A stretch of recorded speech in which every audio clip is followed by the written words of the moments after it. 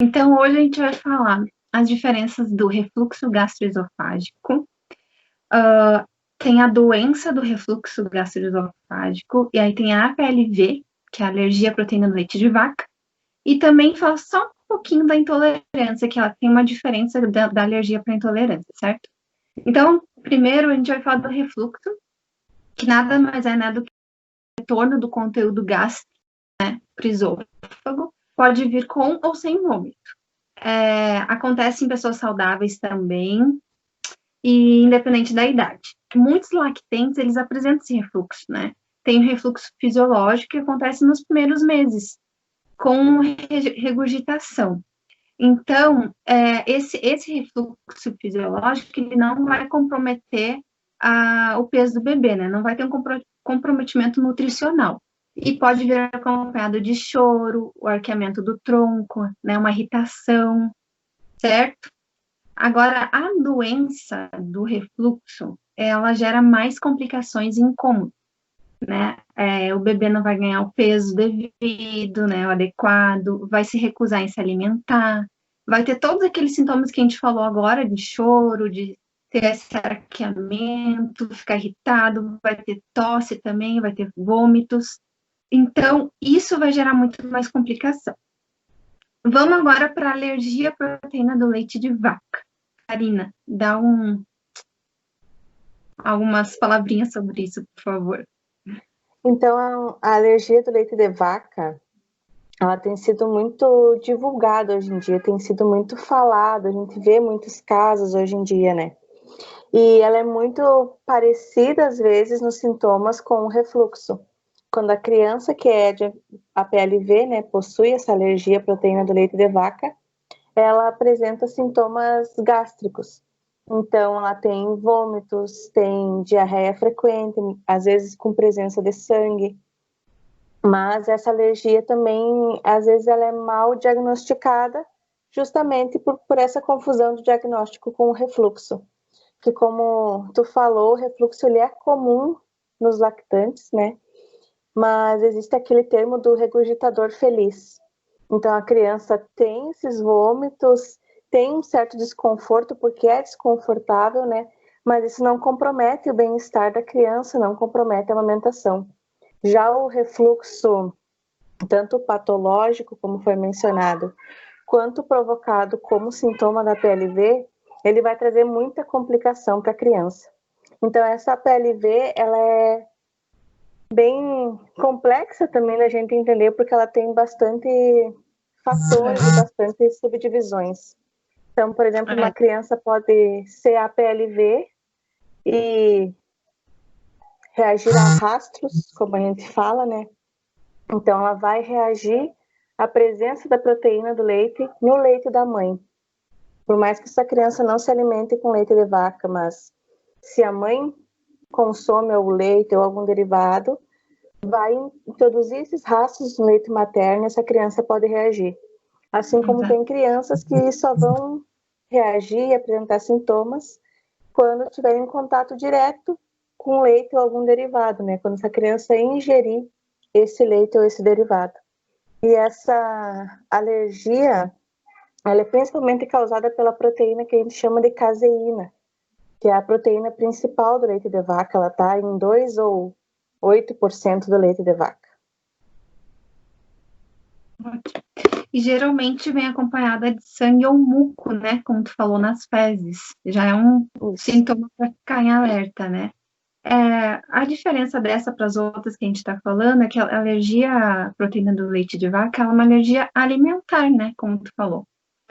E aí, quais os sintomas, né? Geralmente se dá após 2 horas de contato, né? Com esse alimento, com esse alérgeno.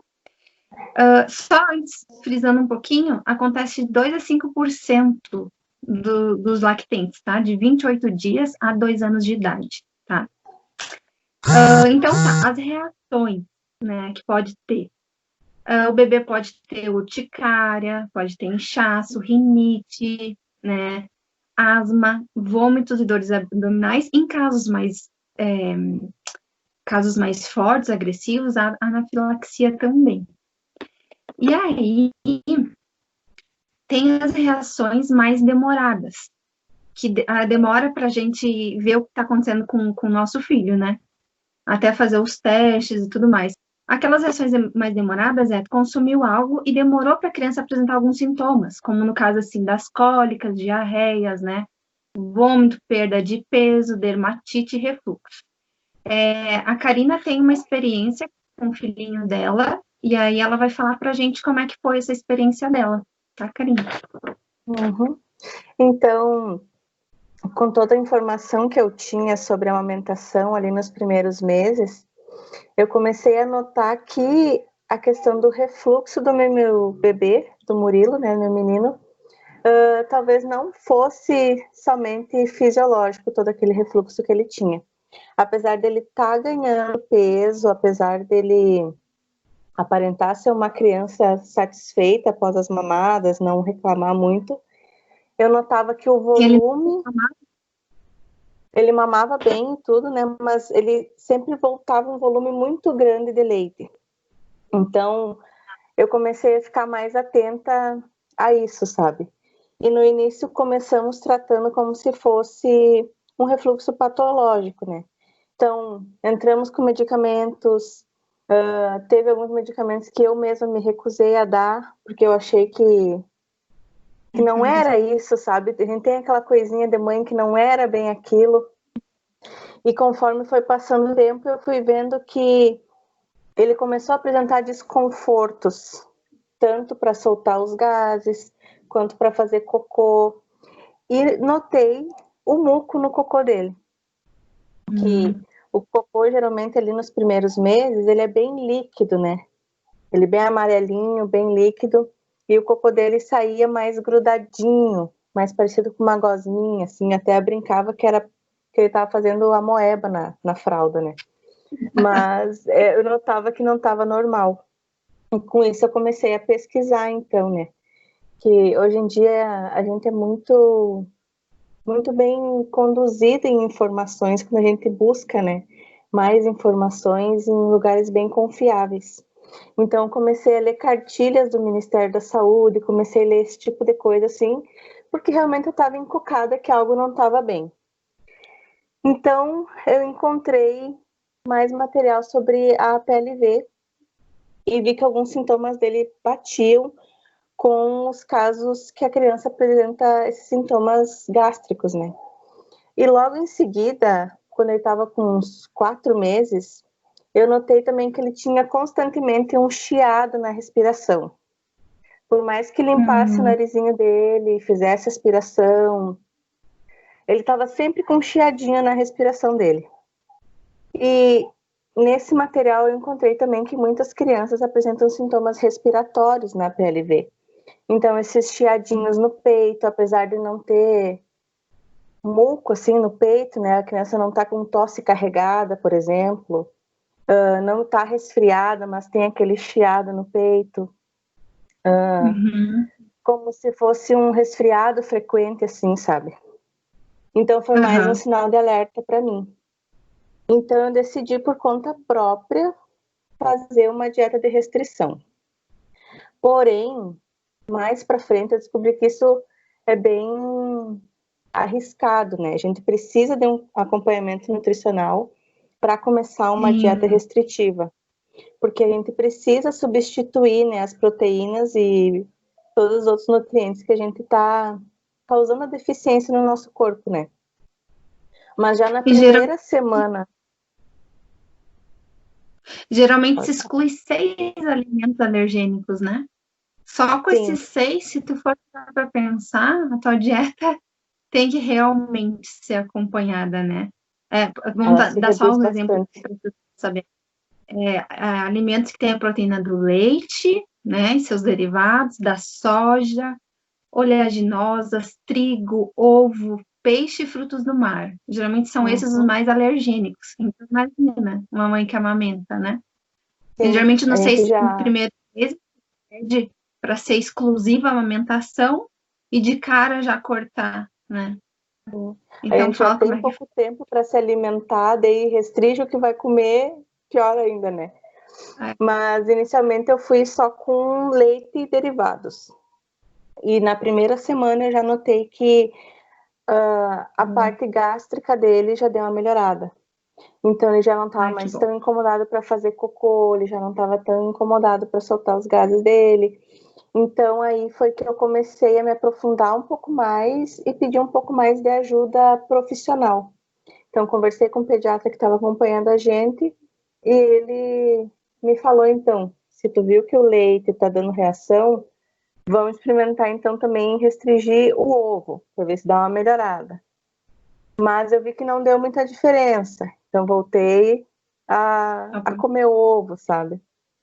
Aham. E como o tempo foi passando e eu fui sentindo a melhora dele, eu procurei então uma nutricionista também, que ela me atende até hoje durante a minha gestação, e com a ajuda dela eu consegui restringir e também não me deixar restringir demais, né? Já que eu tinha notado que realmente era só a parte do leite que já estava dando essa melhora. Por isso que é importante a gente começar devagar e com a ajuda profissional para que a gente possa chegar no diagnóstico correto, né? Porque como tu falou, É, são muitos alimentos que podem causar essas alergias alimentares nos bebês. Então, se a gente quer fazer tudo de uma vez, depois a gente vai ter que introduzir aos poucos para ver qual que ele vai reagir também, né? Então, sempre a ajuda profissional ela vai ser mais eficaz para que a gente possa chegar a um diagnóstico correto. Até porque é. os exames de sangue e de fezes que são realizados antes dos 2 anos podem dar resultados meio negativos, mas sendo um Focado. positivo, né? É. Então, o mais confiável para se chegar a um diagnóstico é essa exclusão dos alimentos, tanto na parte da mãe quanto da criança, se ela já se alimenta, né? Então, Nós somos com... nutrizes, né? Desse aporte, né? Como nutrizes. Então, é um desafio mesmo na amamentação, né? Mas Então, também eu segui amamentando, né? Porque eu sabia que o leite materno é ele que prepara e estimula, né? A parte intestinal da criança. Então, eu isso. sabia que o leite materno ele poderia ajudar com que o sistema dele criasse uma E defesa para essa reação, né, para essa alergia alimentar. Então, segui é incrível. amamentando exclusivamente por 6 meses, amamento até hoje, e com 1 ano e meio por ali, eu comecei a introduzir de volta na minha dieta os derivados de leite, e eu vi que eu já não estava tendo reações, sabe? Ah, Então, foi um pouco mais de 1 ano que eu fiquei restrita desses derivados do leite, mas depois, quando eu reintroduzi, ele começou a ter contato através dos meus rastros, né, do rastro do leite materno, e eu já via que ele já não tinha reações. E daí, mais para frente, eu fui introduzir, então, na alimentação dele. Então, acredito que a amamentação foi a chave principal para que a gente pudesse chegar onde a gente está hoje, vamos dizer assim, né, onde ele já consegue consumir derivados, consumir até o próprio leite, sabe? Sem ter reações graves como ele tinha antes. ótimo, muito bom falar isso. Porque por que a gente deve amamentar tendo isso tudo, né? Porque, como tu falou, eles se recuperam mais rápido. As pesquisas mostram que geralmente em torno de 4 anos a criança não tem mais sintomas dessa alergia. E além de fortalecer, vai elevar todo o sistema imunológico, né, do bebê. O leite é tão poderoso, né? Tem tanta coisa que os cientistas estão até hoje descobrindo coisas. Tem substâncias anti-inflamatórias e anti-infecciosas. E tem uns fatores chamados fatores de crescimento do trato gastrointestinal, que é isso que tu falou, vai proteger e recuperar as paredes do intestino. Que coisa mais maravilhosa, né? Tudo perfeito. Karina, como tu falou antes do diagnóstico, que é muito importante ter o diagnóstico correto, né? Porque, assim, como tu falou, a doença do refluxo está muito interligada com a PLV, né? E aí, o que acontece? Tá conseguindo... Tá. Agora sim, aqui pausou a tua imagem. Geralmente, o bebê que tem sintomas de refluxo, o médico vai lá e dá medicamentos. Esses medicamentos podem interferir na absorção dos nutrientes que o bebê precisa e pode interferir também acarretando em outras alergias. Agora, o bebê com APLV também tem que ter cuidado com o diagnóstico, porque ele já vai ter essa redução do esvaziamento gástrico. E aí vai piorar os sintomas do refluxo. Então, como tu falou, é uma coisa tão ligadinha que tem que ser assim, tem que ser bem encaminhado, tem que fazer os exames certinho, tem que acompanhar certinho, né? Para não piorar. E aí Até também, porque, Karina, a gente tem a questão da... Pode falar. Não, porque muitas vezes pode acontecer também desse medicamento acabar agravando, né, como tu falou, tanto pela fragilidade do sistema digestório da criança, quanto por muitas vezes alguns já conterem o traço da proteína, né. Então ela já vai estar sendo levada para um ambiente frágil, potencializando problemas, né, ali naquele trato gastrointestinal. Então é bem complicado e bem complexo, como tu falou. É, demais. Então a intolerância, né? Que ela é muito confundida às vezes, né? A alergia com intolerância. É bom deixar claro aqui para o pessoal que a intolerância é uma doença genética nos bebês, tá? E é muito raro nascer com essa doença genética porque eles não vão ter enzima para quebrar a lactose, né?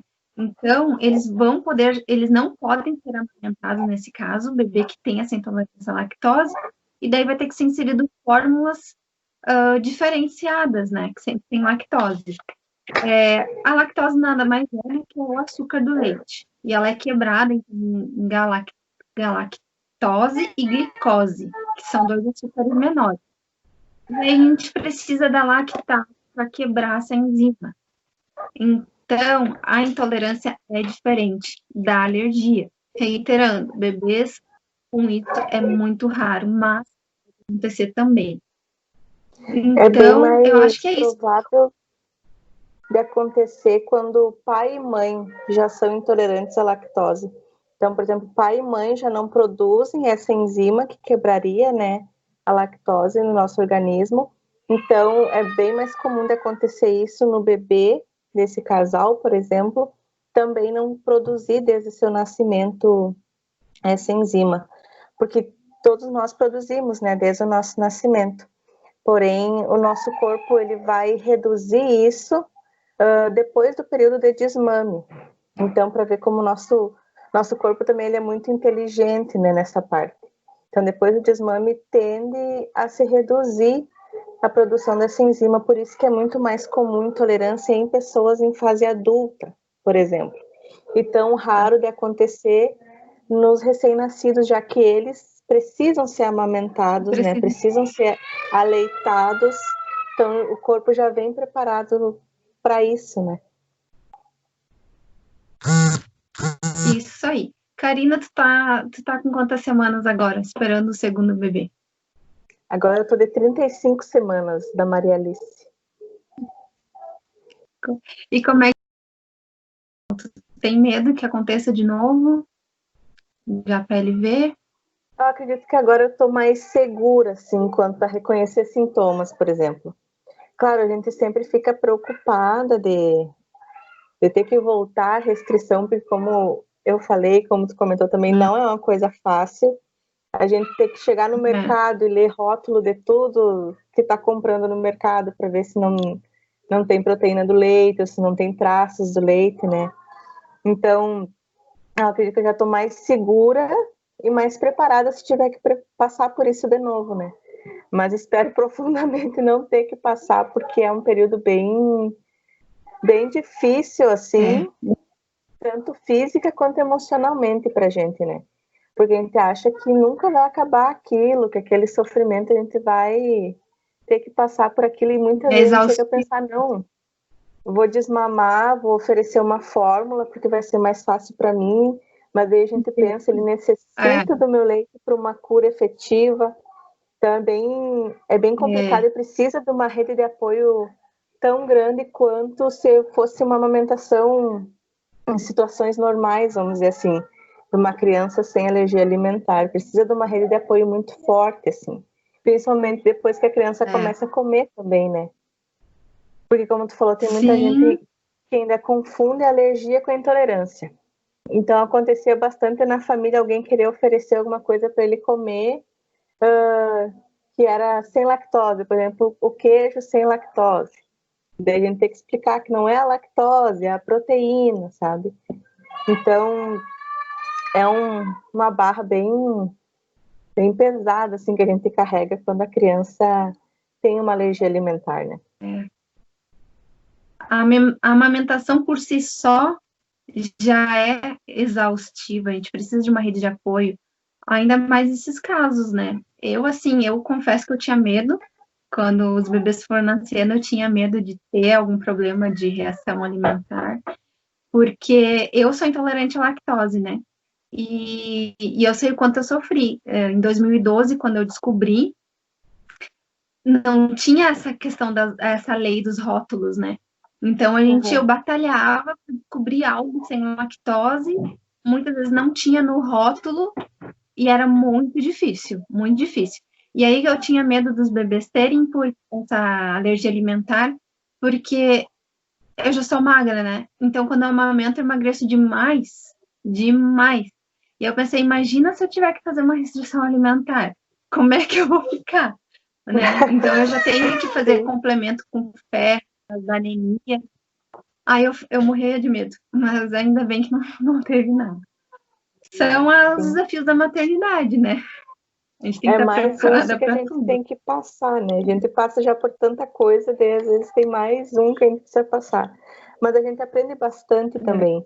Inclusive, como eu falei, como eu fui buscar informação, eu acabei aprendendo muito mais também sobre a questão do aleitamento, porque isso tudo aconteceu antes de eu ter minha formação, tanto em educadora perinatal como doula, né? Então, eu comecei a aprender muito mais. E também, quando a gente começa a se informar mais, a gente também se empodera no nosso ato de maternar, né? A gente vê que o que a gente está fazendo realmente é importante, a gente vê o poder daquilo que a gente está fazendo pelo filho da gente, né? Então, é uma experiência que ela vai ter esses dois lados, o lado ruim e também o lado que vai trazer muito benefício para a gente como pessoa, né? Como mulher, como mãe, assim, ver o que a gente pôde fazer pelo nosso filho e como o nosso corpo, ele é perfeito, assim, né? Imagina como tu falou, né? Ele já tá ficando bem, né? Imagina com 4 aninhos, muito provável que ele não tenha mais nenhum resquício, né? Então, tudo é o poder do leite materno. Então, é agora isso. Ele tem só algumas reações na pele, assim, mas também são poucas. É uma questão de uma dermatitezinha, assim, que aparece no rosto e nos braços, mas também é bem mais leve do que no início, sabe? Quando essa dermatite surgiu. Mas é isso aí, a gente consegue quando a gente se apoia. Com certeza. A gente tem que formar uma rede bem forte, né? Então tá, gostei bastante do que foi falado. Espero que ajude algumas pessoas a clarear um pouquinho, né? Tirar algumas dúvidas. E é isso, então. Obrigada, Karina, por ter participado dessa conversa. Logo a gente volta com mais assuntos, né? Isso aí. Eu que agradeço o convite e muito obrigada pela conversa. Tá bom. Um beijo, então. Tchau.